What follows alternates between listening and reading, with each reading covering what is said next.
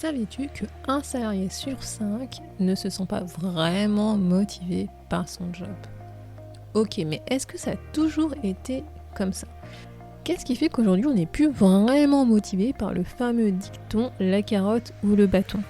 Et est-ce que tu sais ce que toi tu recherches comme type de motivation aujourd'hui dans ton job? Si ça t'intéresse d'avoir quelques clés pour répondre à ces questions, je te propose d'écouter cet épisode. Donc installe-toi tranquillement et prends de quoi écrire. À tout de suite.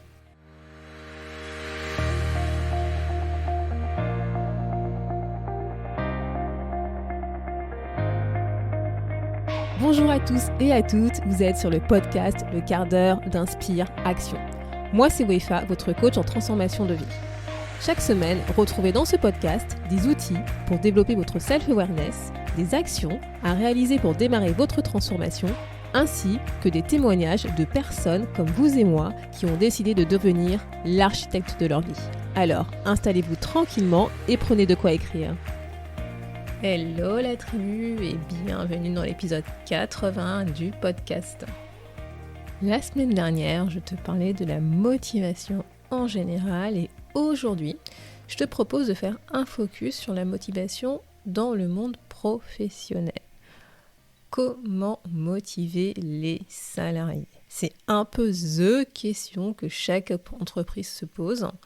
Et selon plusieurs études sur la motivation au travail, il semblerait qu'un salarié sur 5 ne soit pas vraiment motivé par son travail. Mais est-ce que tu sais ce qui permet justement d'être motivé dans son boulot? Est-ce que toi, tu sais ce qui te motive, ce que tu recherches, ce que tu as envie d'avoir dans ton job tout simplement pour te sentir motivé, pour te sentir engagé? C'est ce que je te propose de découvrir dans cet épisode.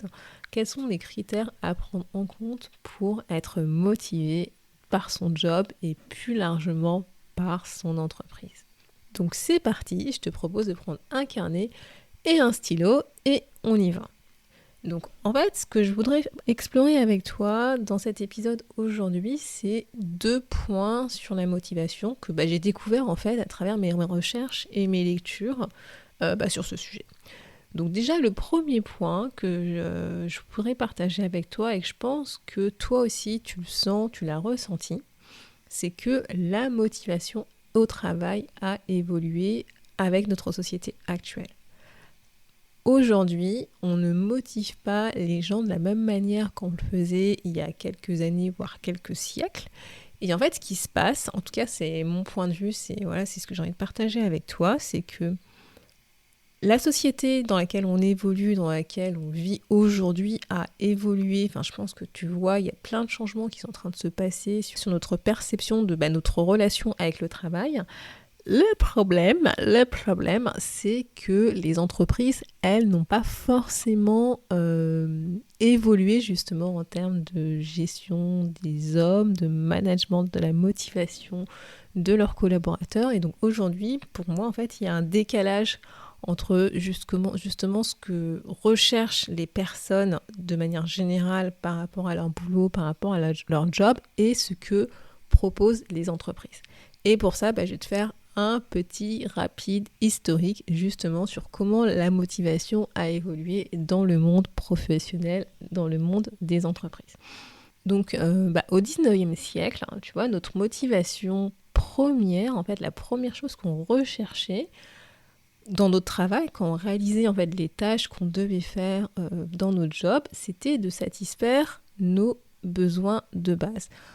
Voilà, au 19e siècle, on travaillait pour avoir de l'argent. Et pourquoi est-ce qu'on travaillait pour avoir de l'argent? C'était tout simplement pour répondre, satisfaire des besoins de base, et notamment les besoins physiologiques, c'est-à-dire manger, boire, mais également les besoins de sécurité pour nous et pour notre famille, c'est-à-dire avoir un toit sur la tête. C'était pour ça initialement qu'on s'était mis à travailler, avoir de l'argent pour pouvoir satisfaire ces besoins.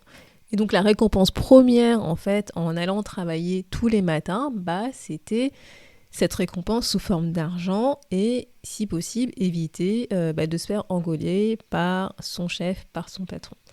à l'époque, tu vois, on devait correctement effectuer notre activité, nos tâches que notre manager nous demandait de faire pour pouvoir, à la fin du mois, voire à la fin de la semaine, recevoir notre salaire et, si possible, être bien vu par son manager. Voilà. Et si jamais on dérogeait à cette tâche, si jamais pour X raison on ne faisait pas bien notre boulot, notre activité, il s'avérait que, donc à l'époque, au 19e siècle, c'était beaucoup des chaînes de production d'industrie. Donc si jamais en gros tu ne faisais pas bien ton boulot, ça pouvait impacter justement toute cette chaîne de production. Ça pouvait déstabiliser justement la productivité de l'entreprise, les produits qui étaient conçus par cette entreprise. Et donc pour éviter ça, ce qui se passait, c'est qu'on punissait en fait les personnes, les employés qui n'exécutaient pas correctement leur boulot. Tu vois, c'est vraiment le principe de base de la carotte, le bâton. Tu fais bien ton taf, tu fais bien ton boulot, t'as la carotte, c'est ton salaire, voilà, c'est les sous-sous. Et si tu fais mal ton boulot, tu impactes justement la chaîne de production, c'est pas bien. Et donc dans ce cas, c'est le bâton, c'est la punition, c'est les sanctions. Voilà. À partir des années 2000, en fait, voilà, tu as de nombreuses études qui ont démontré que ce type de motivation, qui est plutôt de la motivation extrinsèque, comme je te l'avais expliqué dans l'épisode précédent, ça fonctionnait plus vraiment à 100%. Parce que, justement, la société a évolué, nos besoins ont évolué, nos besoins de base, généralement, en tout cas aujourd'hui, dans le monde occidental, sont satisfaits, tels que manger, boire, avoir un toit sur la tête. Et donc, on aspire à quelque chose d'autre, autre que la carotte et le bâton, parce que c'est plus par ça, en fait, qu'on se réalise personnellement. Et je pense que toi aussi, justement, dans ton quotidien, tu as dû, tu vois, le sentir, tu vois, sans pouvoir mettre les mots derrière, tu as dû t'en rendre compte que souvent, le côté carotte ou bâton, ça peut produire, au contraire, des effets néfastes sur les personnes, parce que justement, les motivations de type extrinsèque, telles que l'argent, les primes, les récompenses et compagnie, ça peut nuire à la performance et à la créativité des personnes. Et je pense, tu vois, si tu prends quelques minutes pour observer ton propre cas, aujourd'hui, ce qui te motive, c'est pas forcément des éléments 100% extrinsèques. Je dis pas qu'il faut pas, mais c'est pas forcément basé que sur ça, tu vois. C'est pas forcément des éléments tels que l'argent, les récompenses, le statut social qui vont te faire en fait vibrer.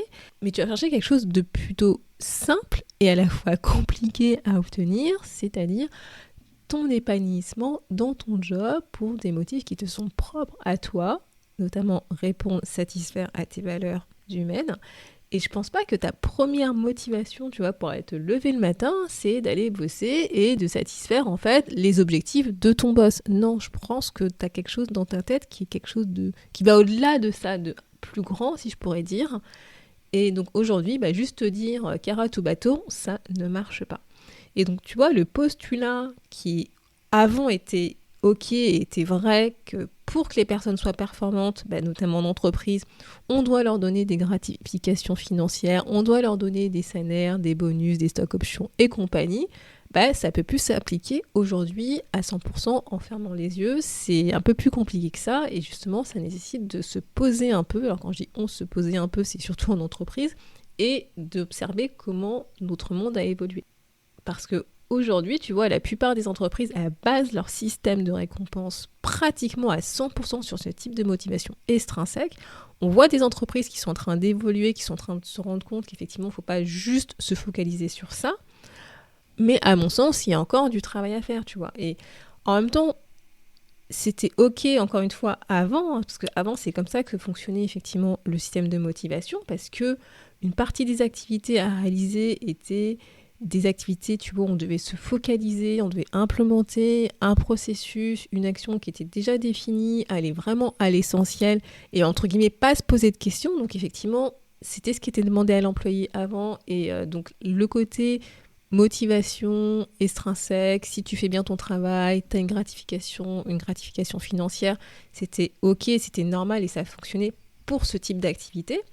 Mais aujourd'hui, il n'y a pas que ce type d'activité parce que justement, la société a évolué, le monde du travail a évolué, les technologies ont fait leur entrée justement dans notre vie et qu'aujourd'hui, en fait, pour d'autres types d'activités qu'on demande de faire, où notamment on doit faire appel à notre créativité pour justement trouver des solutions innovantes, regarder, on va dire, out of the box, et ben la motivation extrinsèque va au contraire bloquer notre créativité et notre vision.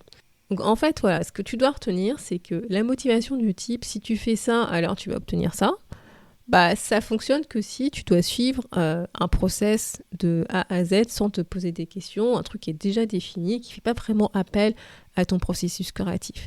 Si au contraire on te demande de faire appel à ton processus créatif, bah là ça va moins marcher, tu vois. Et donc un petit exercice que je te propose, bah c'est, tu vois, aujourd'hui de lister les principales activités, les principales tâches que requiert ton job, ton poste aujourd'hui. Et essaye, tu vois, de classer ces tâches, ces activités en 2 colonnes. Soit ce sont des tâches qui sont plutôt d'implémentation de process, où on demande de suivre un process, soit ce sont plutôt des tâches de conception, on va dire plutôt, tu vois, de gestion de projet, où on te demande d'être créatif, de trouver des solutions. Parce que déjà, ça, tu vois, ça va te permettre de voir un peu quelle est, on va dire, la couleur de ton job. Donc, voilà, c'est le premier exercice que je te propose. Et le deuxième point que je voudrais partager aujourd'hui dans cet épisode avec toi, c'est quelques clés pour identifier tes sources de motivation et donc de démotivation au travail. Et ça, tu vois, ces clés que je vais te partager, je les ai découvertes en lisant un livre qui s'appelle « La motivation, une compétence qui se développe ». Donc, je te mettrai le lien dans l'article de cet épisode si jamais tu veux voir, si jamais ça t'intéresse en fait de lire ce bouquin. Et donc, tu vois, dans ce livre notamment, il y a cette idée que j'ai trouvée intéressante qui ressort, c'est ce qu'on appelle notamment les ressorts clés de motivation individuelle. C'est en fait justement des sources de motivation ou de démotivation de chaque personne. Et en fait, c'est d'avoir en tête, de connaître ces ressorts clés, ça va t'aider toi notamment à identifier ce qui te motive, tout simplement, par rapport à ton travail. On est bien dans le monde professionnel. Et en fait, cette approche, tu vois, elle s'est construite par la constatation, par rapport justement à ce que je t'expliquais auparavant sur l'évolution de la motivation, et notamment la fin du contrat psychologique employeur-employé, tu vois. C'est le côté avant, tu vois, et je pense, tu vois, tes parents ont dû te le dire, c'est qu'avant, quand tu commençais un job, quand tu rentrais dans une entreprise, en gros, tu faisais ta carrière complète dans cette entreprise. Pourquoi ? Parce que les salariés recherchaient un soutien financier, une opportunité d'épanouissement professionnel auprès de leur entreprise. En fait, c'était une sorte de contrat tacite en disant oui, je vais travailler pour cette entreprise, oui, cette entreprise a besoin de moi pour faire une activité, ce travail, mais en contrepartie, cette entreprise, tu vois, je vais pouvoir avoir mon salaire tous les mois ou toutes les semaines et je vais pouvoir m'y épanouir professionnellement parlant, je vais pouvoir faire toute ma carrière dans cette entreprise, je vais y trouver en fait toutes les sources, tous les leviers de motivation dans cette entreprise. Et donc c'est pour ça que cette relation long terme se construisait, parce qu'on se disait voilà, c'était un contrat gagnant-gagnant. Mais aujourd'hui, voilà, avec la société qui a évolué, c'est plus trop le cas maintenant. On sait très bien qu'il y a des métiers qui n'existent pas aujourd'hui, qui vont être découverts dans quelques années. On sait aujourd'hui qu'il peut y avoir plusieurs carrières professionnelles différentes dans une vie, qu'on peut changer de job, de poste, d'entreprise, de métier, de pays. Enfin vraiment, c'est beaucoup plus ouvert aujourd'hui dans le monde professionnel. Et la conséquence de ça, c'est qu'en fait, chaque individu, aujourd'hui, chaque personne va construire en fait sa propre représentation de sa carrière en fait, de sa carrière professionnelle et de sa relation qu'elle veut avoir, que cette personne veut avoir avec son ou ses entreprises sur le plan professionnel. Et surtout, je pense qu'il y a une prise de conscience vraiment de ses propres besoins, de ses propres valeurs, et qu'on veut que ce soit aligné avec ce qu'on fait dans notre vie, que ce soit dans notre vie pro, perso, famille, personnelle, enfin vraiment que ce soit globalement à 360 aligné avec nos valeurs. Et donc c'est pour ça qu'en fait que tu vas avoir des sources de motivation qui vont être plus larges que des motivations extrinsèques, qui vont en fait découler de ces besoins, de cette demande. Et donc notamment, quand je te parlais des ressorts clés de motivation individuelle, il y a 6 types de motivation qui ont été en fait cartographiés et qui en fait couvrent à la fois des motivations extrinsèques ou des motivations intrinsèques. Tu vois, tu as les types de motivation qui sont liés à ta profession en tant que telle, tu vois. C'est-à-dire que tu peux avoir un désir de travailler dans une région particulière, un pays en particulier, ou tu souhaites avoir un job qui te permet d'avoir une certaine stimulation intellectuelle. Ça va être lié ça va être des types de motivations qui vont être liées à la profession, à ton job. Tu peux avoir des motivations qui sont liées plutôt à la fonction, c'est-à-dire à ce que tu vas faire dans ton quotidien, dans ton travail. Et donc, ça va être lié avec ton degré d'autonomie, ton degré d'indépendance par rapport à la manière dont tu vas gérer ton poste, ou éventuellement, si tu veux faire du management, gérer des personnes, etc.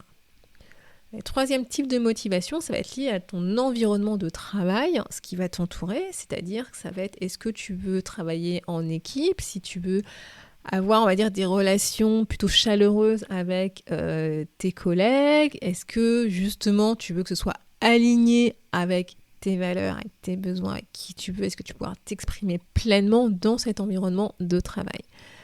Quatrième type de source de motivation, ça va être lié à tes collègues, c'est-à-dire quelle est la relation en particulier que tu entretiens avec tes collègues. Est-ce que tu es quelqu'un qui est plutôt réservé et qui souhaite garder une certaine barrière entre ta vie privée et ta vie pro, et donc pas forcément parler de ta vie privée avec tes collègues, ou au contraire, est-ce que tu recherches une certaine proximité avec tes collègues, le type de relation que tu peux entretenir en fait avec tes collègues.